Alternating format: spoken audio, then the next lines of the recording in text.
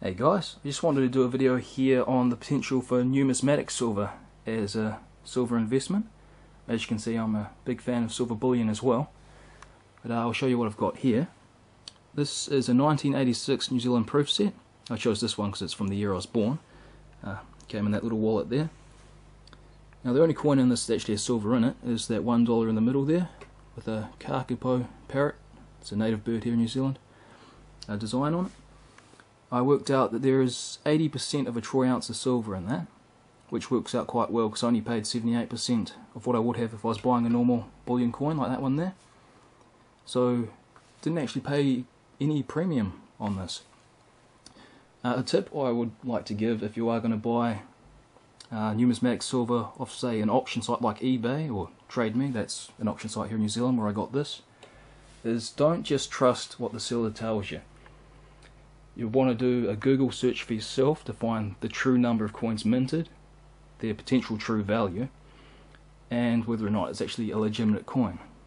I'll give you an example of that coin I've bought recently. It hasn't quite arrived yet, but it's a 1 ounce proof Sir Edmund Hillary coin. Some of you might recognise that name. The seller was stating only 4,000 had been minted, and doing my Google search I found that actually 10,000 had been minted. I also found that it was in fact legitimate.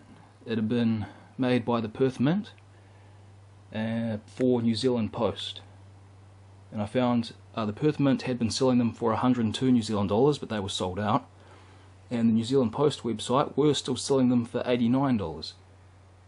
So even though I found that the guy was either mistaken or was lying about the mintage, the cheapest I found anywhere else was 89 New Zealand dollars, and I managed to get it from him for 58 New Zealand dollars. So that's only 65% of what the cheapest New Zealand Post was charging. It's only 56% of what the Perth Mint were charging, so I was still pretty happy with that. One of the other reasons I've gotten into the numismatic side of it is I have this theory I'd like to share with you. I don't know if it'll pan out or not, but once silver's price does start going up, and I mean quite dramatically, people might start to sell their numismatic stuff. You know, once actual silver shortages start here, and people need all the silver they can get, so things start getting melted down like silverware and potentially numismatics. Now when that happens, my theory is the remaining numismatics could go up in value even more, being fewer of them. So I'm not talking about the really rare stuff, no one's going to melt those down, but like this here, this proof set, 10,000 of these were minted, and they do that every year. You know, this is the 86, there's the 87, blah blah blah, on and on and on, 10,000 every year. Thousands of those from each year will probably get melted down if severe silver shortages come about and the price goes through the roof, so the value of this could go up quite dramatically compared to just silver bullion. I don't know, like I said, I don't know if that's a theory that's going to pan out, but let me know what you guys think.